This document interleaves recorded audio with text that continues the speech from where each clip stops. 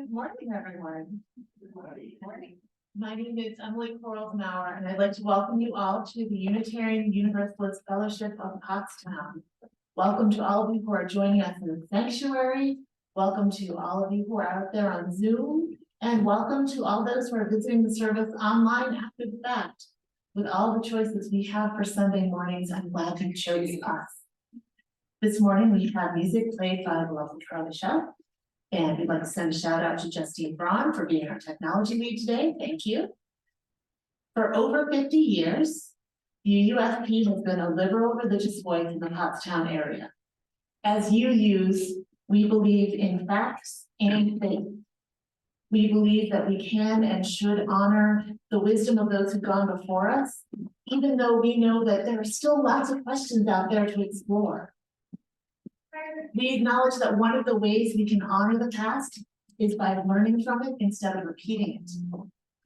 But perhaps most importantly, we believe that everyone belongs inside the circle of love and compassion.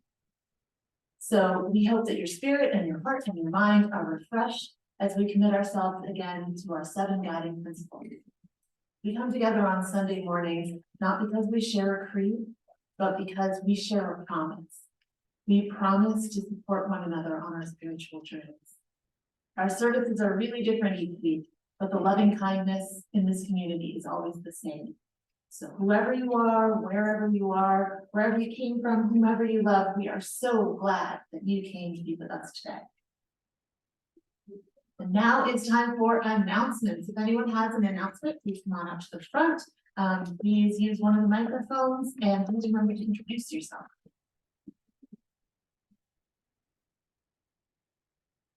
It's a tall person.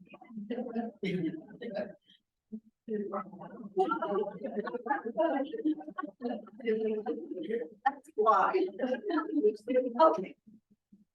Hi, and I just want to remind everybody that there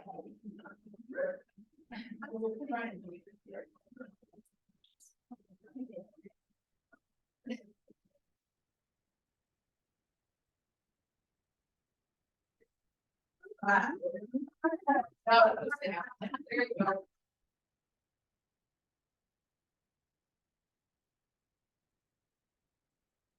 You. Thank you. I just want to remind everybody that our Halloween party is this Saturday. So be creative, get your costumes together. You don't have to wear a costume, but there are prizes for the adults for costumes. Children everybody gets a prize, I think. But anyway, it's going to be a lot of fun. We're going to have a little informal dinner. Hot dogs and brains and things like that. You know, it's going to be fun. 5:30 this Saturday.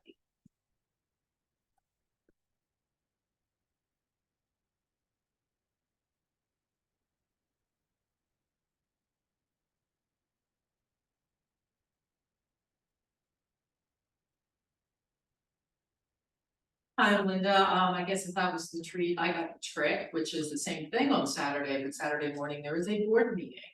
10 o'clock via Zoom, which also means Thursday night is a committee council meeting. Are we doing 7:30, 8 o'clock?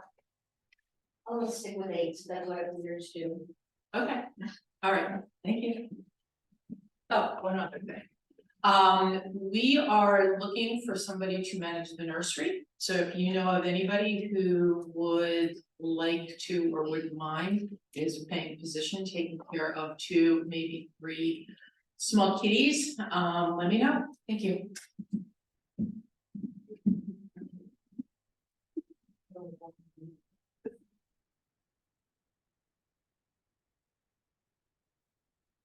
Great, thanks everybody. And now it's time to light the chalice. Oh, did you want it? We light our chalice this morning with words from Mark Causey. He said, "We light this chalice, spark of the original fire of creation, to remind us that we all on this planet, the bird, the feather, the fin, the scale, along with us featherless bipeds, we are all made of the same star stuff, We all share a common destiny. We all share the same hopes of a life free from harm and suffering, and the same aspirations of happiness, love, and flourishing. And being able to express our own unique natures and capacities the best as we may. We are just that many diverse perspectives from which the whole is seen and experienced. We are inextricably intertwined, interconnected, and interdependent, and it is good. Now, the same technology that helps us bring everyone together from all the corners of the globe can also distract us from where we are in the here and now. So right now, I'd like to take a moment to remind everyone to put your phones on silent. I actually remembered this time, and I went and did it in my personal back of the room there. So the connections we are making here today, we can concentrate if we have those connections that we're making with other people far away, silent for just an hour. So now that you're centered in this room, take a nice deep breath. Let it out. Feel the weight of your body in the chair. Listen to the sounds you can hear in the room. You can always hear a couple of those sounds too. Now we're going to listen to the sound of the chime. See how long you can hear it ring.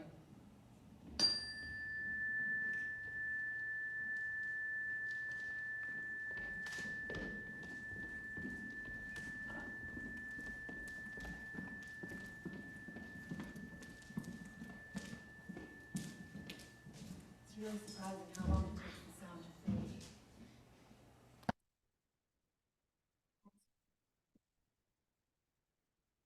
Normally we do opening words next, but this morning I thought I would read you an opening story. This is Scout's story. The original recording was done by the Detroit Free Press, and this is a somewhat shorter version by Brogan Cato from the New York Post. He's old man's best friend. A mischievous mutt has repeatedly escaped a local Michigan animal shelter to rendezvous at a nearby nursing home. Scout, a pup of unknown origins, scaled multiple tall fences and crossed a highway in the dead of night until he wandered into Bel Air's Meadowbrook Medical Care Facility through the automatic doors and nestled on the leather lobby love seat for the rest of the evening. The following morning, a nurse stumbled upon the stray and phoned Antrim County Animal Control, who realized they were missing the dog.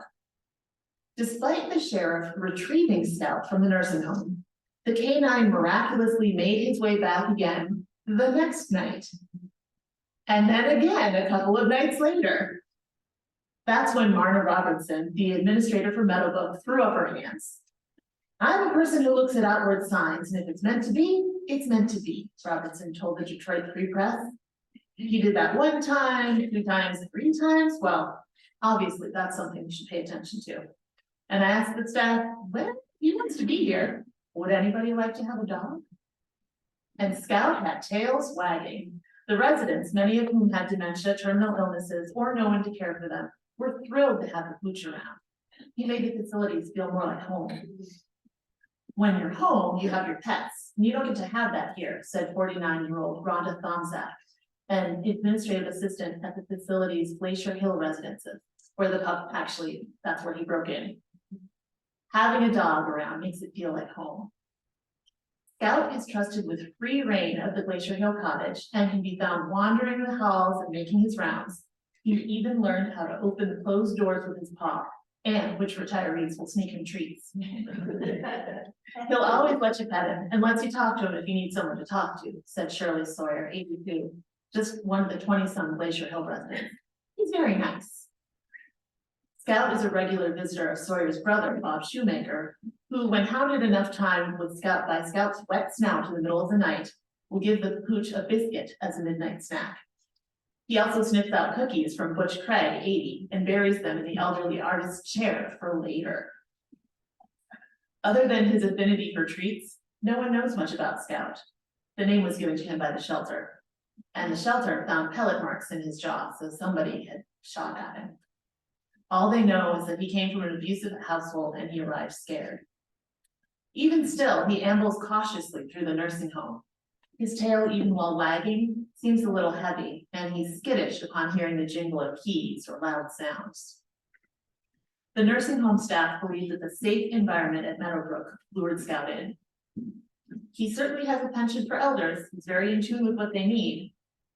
If they have dementia, or even if they're dying, he knows that, and he'll be there, and he'll comfort them. He must have just felt like he needed to be here. And above all else, Scout has assumed his very serious role as protector. He checks on everyone to ensure their safety, and he checks on all the unfamiliar guests. He just kind of knows who belongs and who doesn't, said Jenny Martinez, the nursing home's household coordinator. Well, Scout, for one, certainly belong in his adopted pack of pensioners. I think he knows this is his home and he is all of ours, and that gives him a sense of security. He just wants to protect that.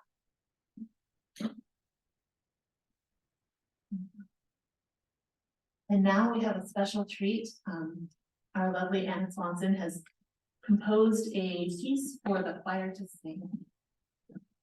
You want to say a couple words? Yeah.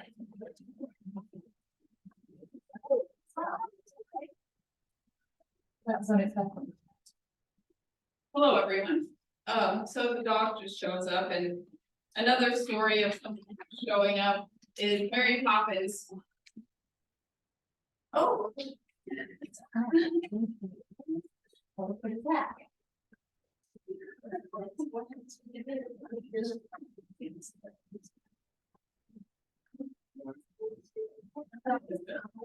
That's why.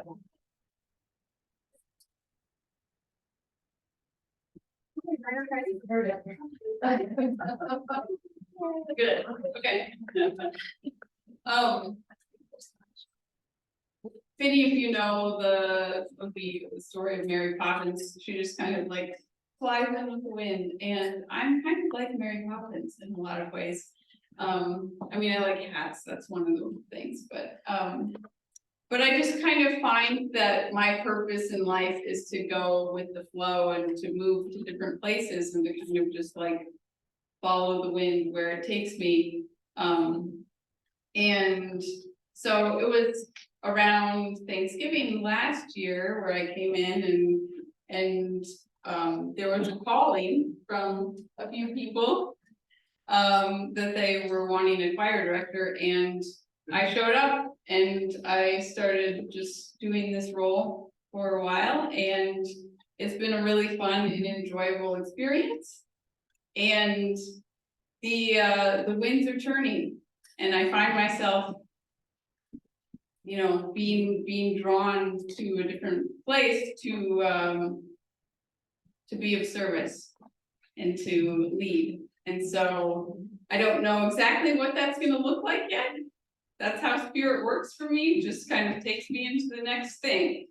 And so I'm grateful for all of you for letting me share my creations with you, and of course to the amazing choir who has helped me bring them to life. And I just want to thank you. And then this piece, actually I composed a little while ago, but you know, it's all intuitive. And then, so the theme of it actually is exactly that. And we actually just had our a solar eclipse yesterday, so everyone is feeling this shift of you know, doors closing and doors opening at the same time, but it's different for different people.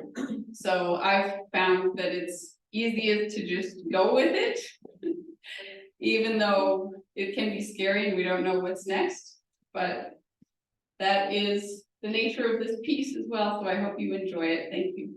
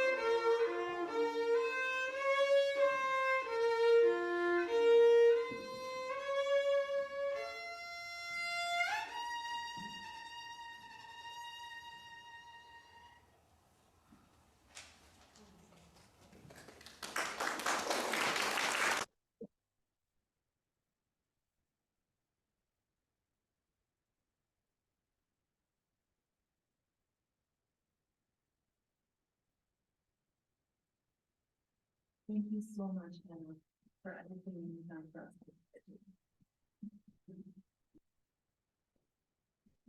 Now it's time for a story. So if you're young in body or spirit, you're welcome to join us at the public sanctuary.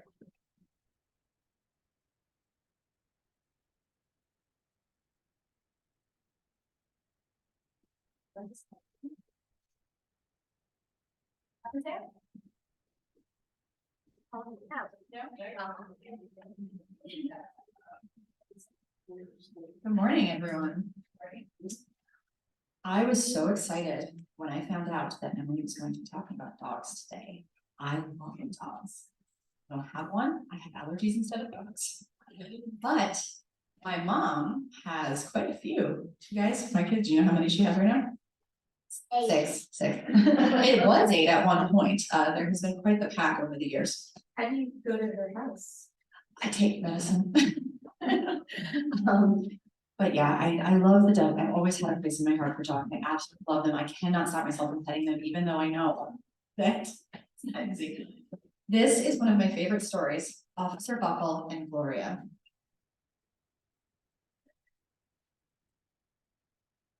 One of my favorite dog stories. Do this. Officer Buckle knew more safety tips than anyone else in Nutville. Every time he thought of a new one, he thumbtacked it to his bulletin board. Safety tip number 77, never stand in a swivel chair.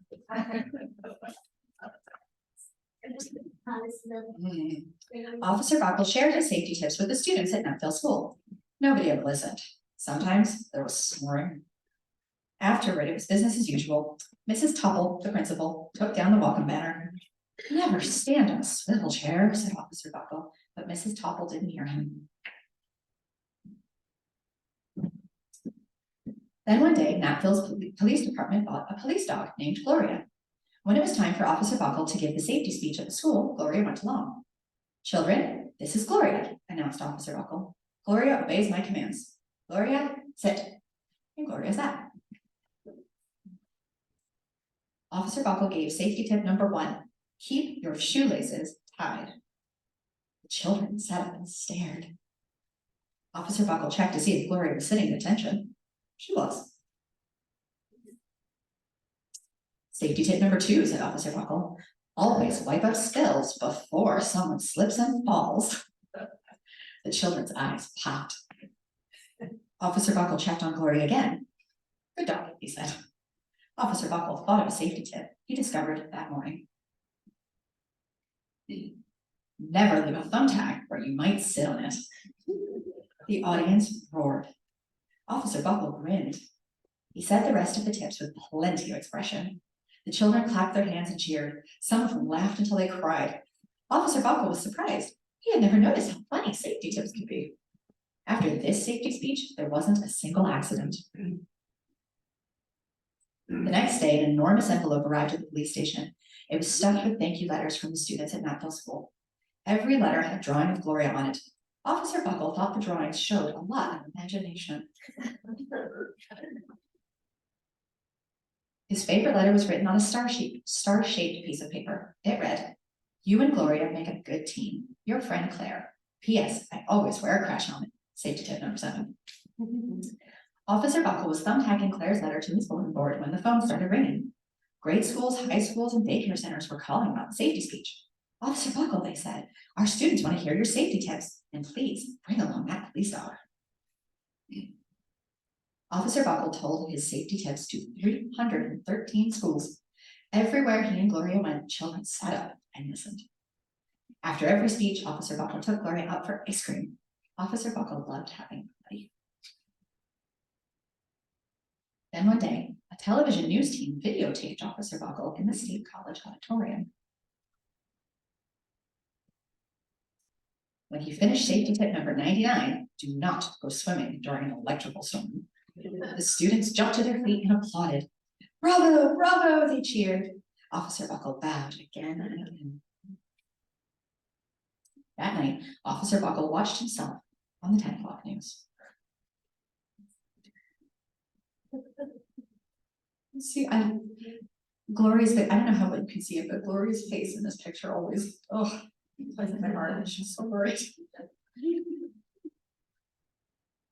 The next day, the principal of Natfield School telephoned the police station. Good morning, Officer Buckle. It's time for our safety speech. Officer Buckle frowned. I'm not giving any more speeches. It looks at me anyway. Oh, said Mrs. Topple. Well, how about Gloria? Could she come? Someone else from the police station gave Gloria a ride to the school. Gloria sat on stage looking lonely. Then she fell asleep. So did the audience. After Gloria left, Natfield School had its biggest accident ever. It started with a puddle of banana pudding. Splat, splatter, sploosh. Everyone slid straight into Mrs. Topple, who screamed and let go of her hammer. The next morning, a pile of letters arrived at the police station. Every letter had a drawing of the accident. Officer Buckle was shocked. At the bottom of the pile was a note written on a paper star. Officer Buckle smiled. The note said, Gloria missed you yesterday. Your friend Claire. P.S. Don't worry, I was wearing my helmet. Safety tip number 7. Gloria gave Officer Buckle a big kiss on the nose. Officer Buckle gave Gloria a nice pat on the back. Then Officer Buckle thought of his best safety tip yet. Safety tip number 101. Always stick with your buddy. Do you like the story? I love the story. It's so funny. The pictures are so funny. We are going to learn about animal shelters and rescue animals today. Does that sound good? Fantastic. Thank you for listening.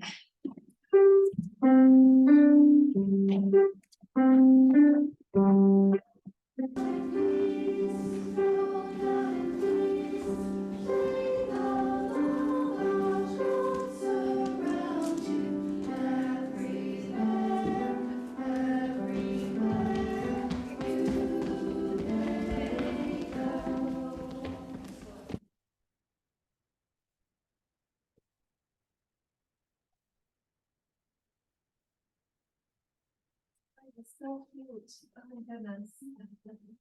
Makes me want to have a dog like Gloria. So today's quote from the morning offering comes from John D. Rockefeller Jr. Think of giving not as a duty, but as a privilege. Well, with all the resources that a Rockefeller has, we kind of are tempted to dismiss his perspective on giving as coming from a place of, well, privilege. But you know, that's why it's important to say, when we have enough to meet our own needs, it is a gift to be able to share our bounty with others. The life and the work of this fellowship are enriched by the gifts that all of you offer. You offer companionship, caring, time, food, energy, and yes, even money. So this morning's offering supports and sustains the UUSP. Thank you so much for the gratitude and the love that you share. And we'll have our opening hymn now. This is number 15, The Lone Wild Bird.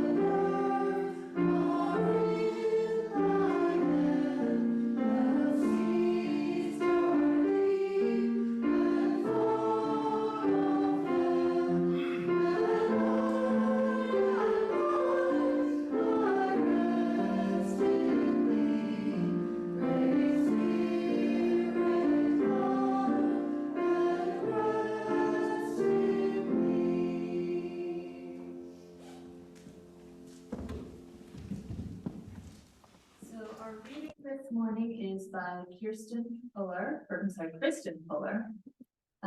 She writes for Psychology Today. And she says 10 important lessons I learned from my dog. This is from 2019, but it's still applicable today. A little over 4 years ago, when I walked into Real Good Dog Rescue, I had no idea what I was about to endure. The most excellent adventure of my life. I walked into the feed store with every intention of just buying a bag of food for my older dog, but I ended up walking out with a 4-month-old adorable terrier mix named Moo. We journeyed through 2 cross-country moves, have traveled over a dozen states together, and have adventured over 1,000 miles in the backcountry. Whether we're road tripping, skiing, paddleboarding, hiking, or going on sunset walks, Moo always finds a way to live her best life. She is a force to be reckoned with, and over the past 4.5 years, she has taught me valuable life lessons. It has a bunch of pictures of Moo in here, so at the end of the service, I can show you guys if you want, if you're interested. One thing, dogs give everyone a chance. Whether it's a stranger walking on the road, the mailman, a neighbor, or a close friend, Moo enthusiastically greets people with an open mind and an open heart.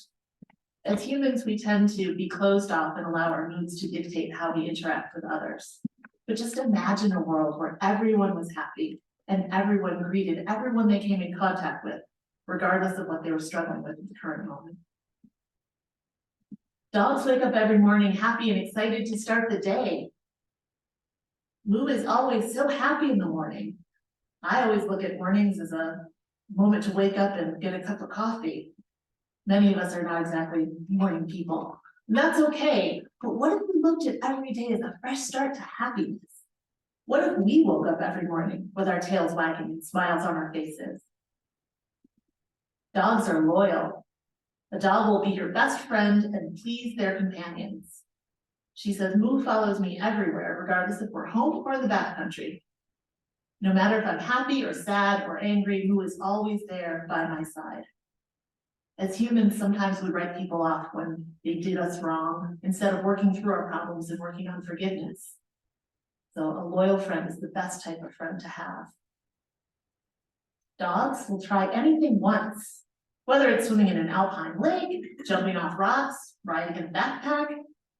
Dogs may not like it once they've tried it, but they'll try it. They'll try it once.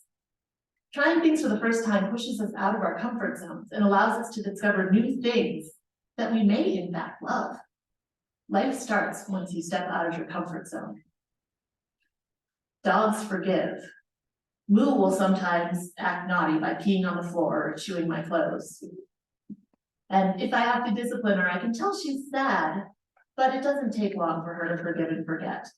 She doesn't hold grudges and is back to her happy, loving self after an hour or so. Holding grudges makes us turn into bitter people, but forgiveness allows us to free ourselves and move on. Dogs seek companionship. Companionship is incredibly important in life. Even if we are introverts, we still thrive on human connections. Dogs are the same. They seek out people to be loved. Dogs and humans were not meant to spend their lives alone. Dogs always find time to greet their loved ones.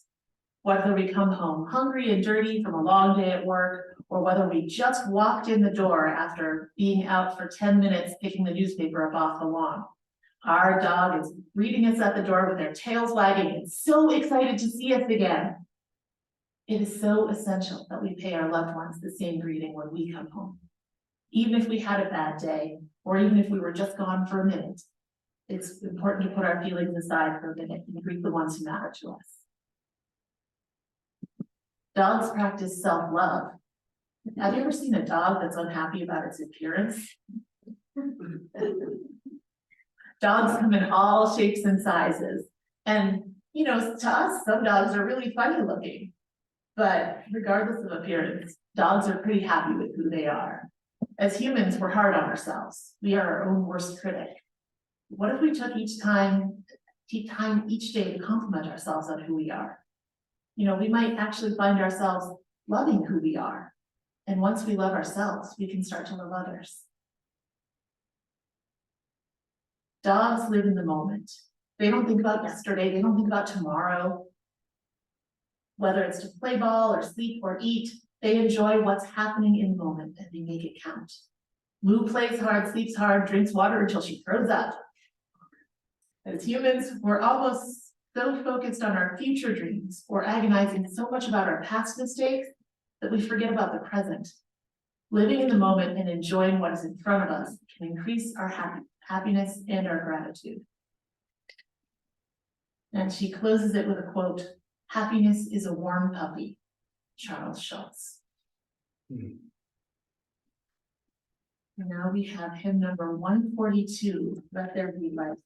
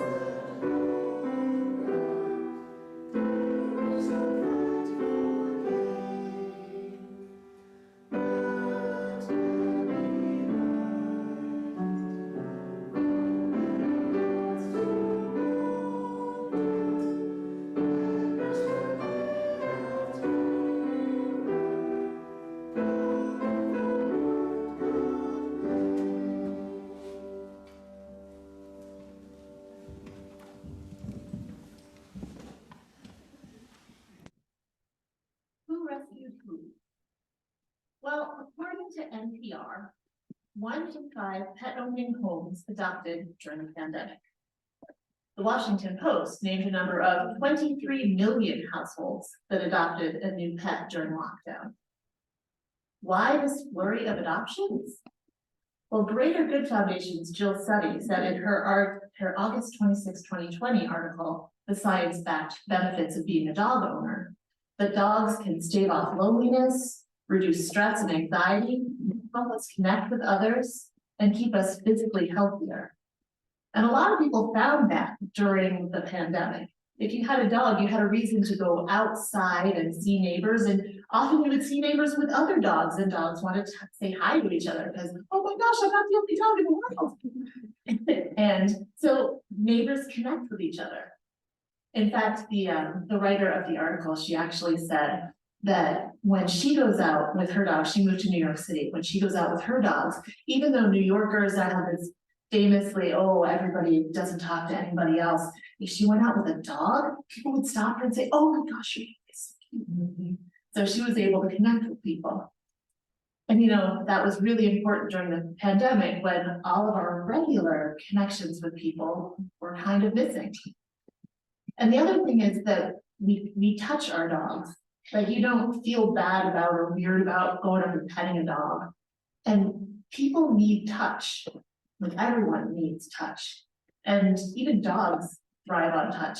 And so the fact that you have somebody living right there in your house who you can connect with and who you can touch, that makes a big difference to things like your heart rate and things like your cortisol levels and things like your serotonin levels. So former anchor of Comedy Central's The Daily Show, Trevor Noah, said in his 2016 book, Born a Crime, a dog is a great thing for a kid to have. It's like a bicycle, but with emotions. Dogs are a great thing for us to have, but how much do we really know about what dogs are thinking? Well, The Genius of Dogs by Brian Hare and Vanessa Woods went into a little bit about what goes on in a dog's mind. Brian Hare is a core member of the Center of Cognitive Neuroscience at Duke University. He received his PhD from Harvard University, and he worked with the Max Planck Institute in Leipzig, and was awarded a bunch of awards for being prestigious.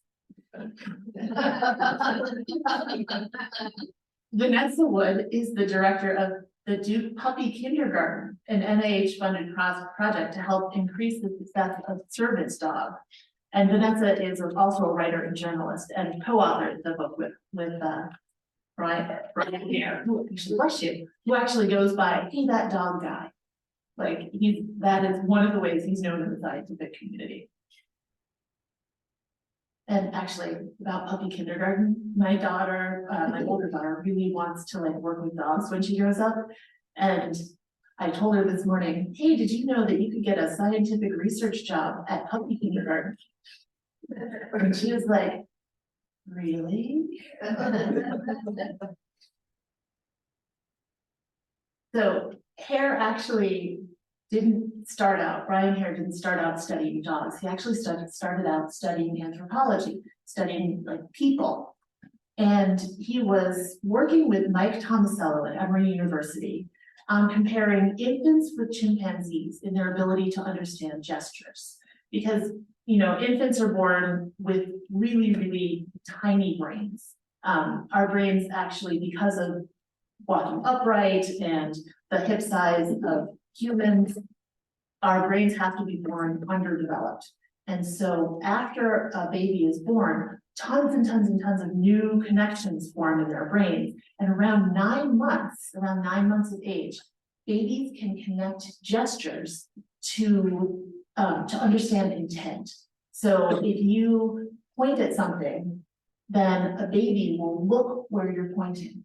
And actually, babies around that age, they also will start pointing for you to look at things. They understand that that's a form of communication. So Tomasello was working with chimpanzees to see if chimpanzees had this same ability.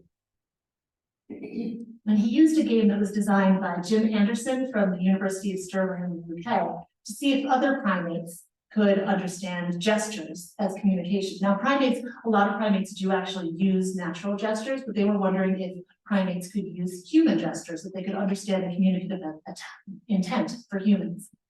And so the experiment design is this. Okay, there's 2 identical containers. In one container, the researcher hid a reward, and in the other, there is absolutely nothing.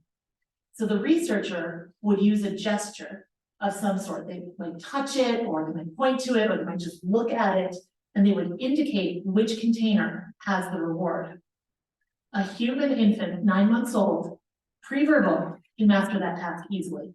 In fact, to me, as a human, it doesn't seem like a task at all. Somebody is literally telling me the answer. I've got 2 containers, it's a mountain. Oh, great.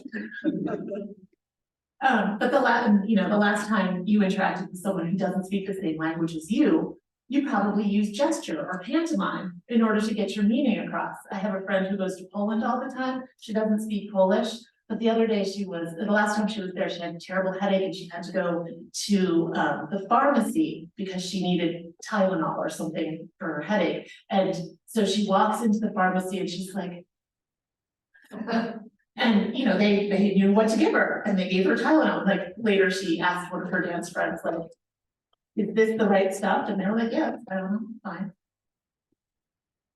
And think of the game charades, where we use gestures and body language to get across entire words, phrases, and movie titles. In comparison, knowing what somebody means when they're pointing at a box doesn't really seem like a skill. But here's the amazing thing. Capuchin monkeys had to be taught this task, as did our close relatives chimpanzees. In fact, when monkeys or chimps were taught one variant, like tapping on the container, then they could get that. It took them a little bit, but they could get that. But if you would just take one step back and not touch the container, just point to it, they didn't understand what you were talking about anymore. So they couldn't generalize, from tapping to pointing, or if you taught them like pointing and you're standing here and pointing, if you move to here and point, it's like you were doing something entirely different. Whole new ball game. So, chimpanzees do use gestures, but spontaneous understanding of intended communication is what Tomasello calls this. And he was thinking that this is a form of cognition that must distinguish animals, humans from other animals. And, you know, so here was Brian Hare, who was like, yeah, that sounds great. Wait, my dog can do that. And so look, let's step back. How many of you have a dog or have interacted with dogs in the past? Yeah, great. Okay. How many of you have dropped food on the kitchen floor and called your dog in and said, eat this? Yeah, okay. I do that all the time. Now, there are some people who are so disciplined that they don't feed their dogs human food, and I respect that. I just can't do it. So in fact, when we very briefly did not have a dog after my old dog died, the dog I had before this dog, I would just keep like going, hey Dixie, oh crud, I gotta pick it up myself. Now, when I call my dog will come scrambling in from the living room, and they're not in the room to see where the food is. So I point to it. And just like human babies, just like in the research experiment, my dog immediately understands pointing is where the food is. And I can hear all the scientists in the room saying, oh, I'm sorry, this is just anecdotal evidence. It's not a repeatable experiment. Okay.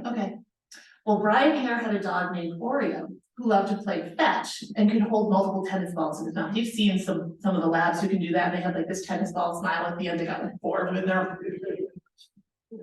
So Oreo loved fetch, and he taught Oreo that like he would throw one ball and Oreo would run out after that ball, and then he'd just throw a bunch of other ones out there, and he'd point to the next one and Oreo would run to where the next one is, then he'd point to the next one and Oreo would run to where the next one is and come back with like the big ball smile.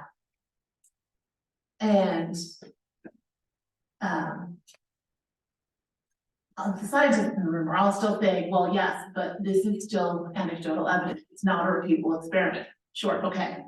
And also it could be learned behavior because primates could follow the gestures once they're trained. Maybe you just trained your dog that this means that's where the next one is. Well, Hare and his colleagues tried the 2-container experiment with Oreo. And Oreo was like, what, you just gave me the answer. And even if the researcher was standing next to the empty container, so that Oreo would have to go to farther away from the researcher to get the right one, like so the container's right here and the other container's over here, and the guy is standing over here and goes, it's in that one. Oreo's like, good, it's in that one. Okay, well, Oreo is the dog of a researcher, so maybe Oreo is just a unique case. Well, Oreo is not a unique case. He is not exceptional. The experiment was repeated with other dogs. There were dogs that like to play fetch, and could they do that? Yes. There were dogs that refused to play fetch. Could they play this game? Yes.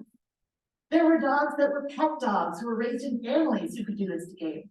There were dogs that were shelter dogs who had not been raised in families, and they could do this game. Puppies, even puppies too young to leave their moms, like 6 weeks old, their eyes just open, they could play the game. Now, full disclosure, I tried this game with my dog last night, and he was like, what? I don't know what you're talking about. So maybe he's the exception. And in fact, so I tried this. I had these 2 cups, and he would have to like pick up the 1 cup and get the food underneath it. He would pick up the cup and run away with it, and the cat would come and eat his treat. I'm like, dude.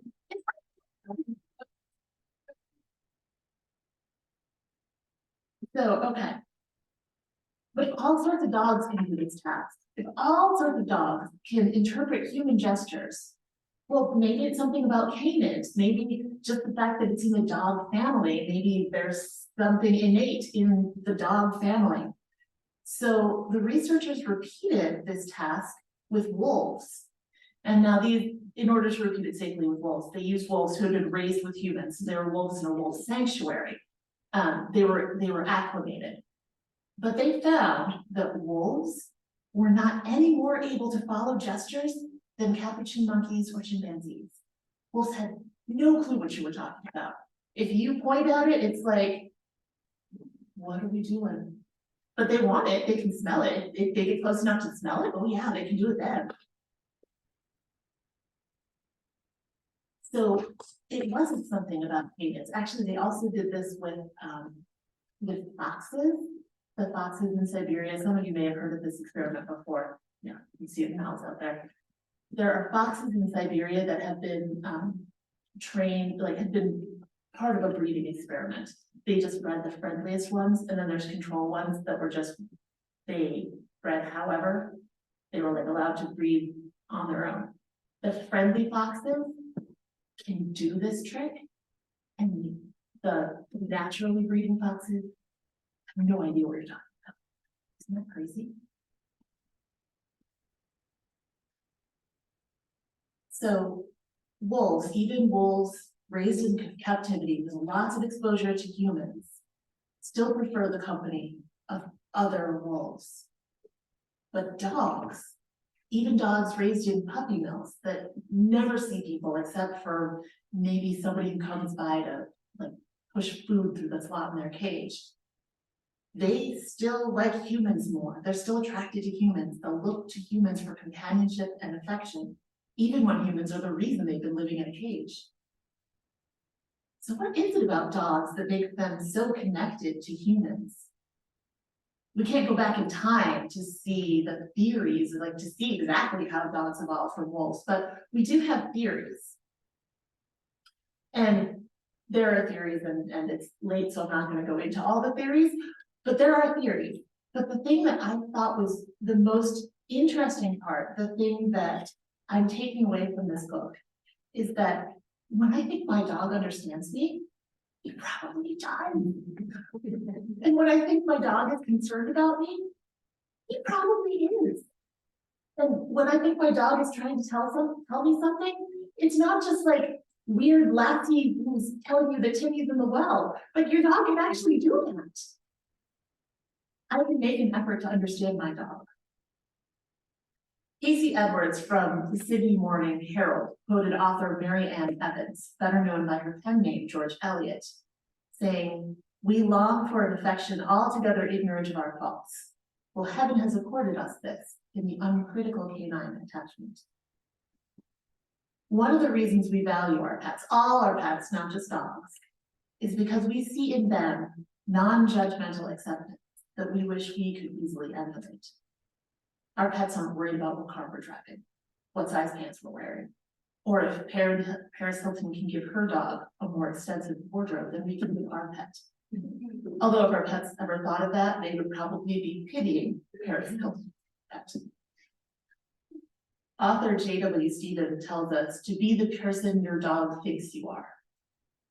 And while I certainly believe we should all strive to be as kind and loving and generous and strong and organized and capable as our dog thinks we are, I know that my dog's gonna love me just the same, even on the days where I've lost my temper, lost my keys, and lost my cool. Our dog doesn't love us for being perfect, because love doesn't demand perfection. Scout the dog didn't climb a 7-foot chain link fence and cross a busy highway because he wanted perfection. Scout wanted love and a place to belong. Dogs just want to be part of our world. Dogs and humans co-evolved to make a community. Community and communication are both terms that came from the Latin communis, meaning shared by all. And I don't think it's a coincidence that we can communicate with dogs and the dogs can communicate with us. We accept dogs in our lives and in our homes as members of our community, as members of our family. Because just like Scout, we're all looking for a place to call home. We are all looking for a place to share our love. Now, instead of a final hymn, this time we have a responsive reading. This is All of Nature is Sacred by Lorelei Greenwood Jones. The words are in your order of service, but they're also on the screen if you grab it. For the love of all began with the world. All nature is sacred. Every creature is a thinking, feeling being. We are blessed with wonders provided. We are part of nature and of every being on the planet. What we do to one affects the many.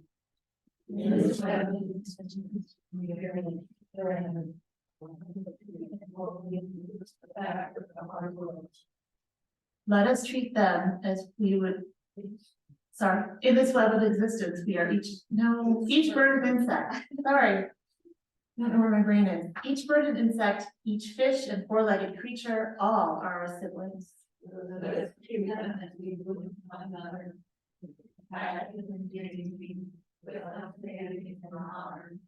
The love that we show each being radiates outward, a beam of kindness and caring that can be felt with the heart.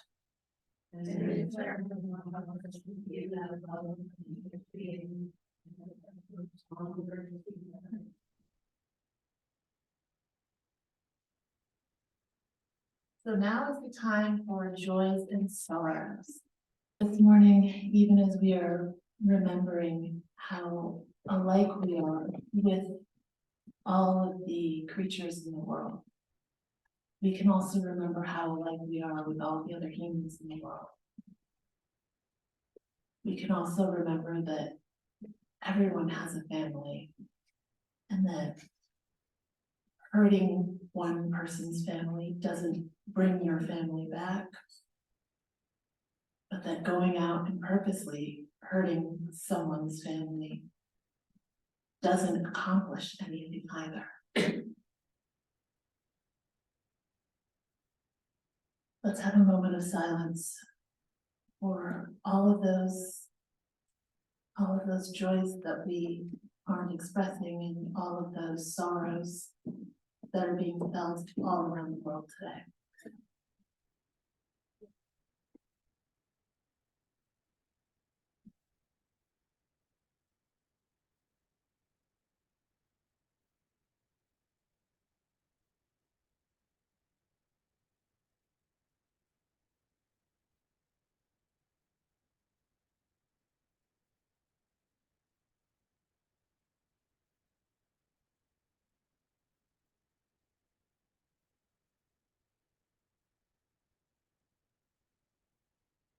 Now is the time when we extinguish our chalice, what we please join me in reading the chalice extinguishing words in the order of service. We extinguish this chalice flame in the honor of life and wisdom, for the community, and for our commitment. These are in our hearts and in our hands, that we are together together.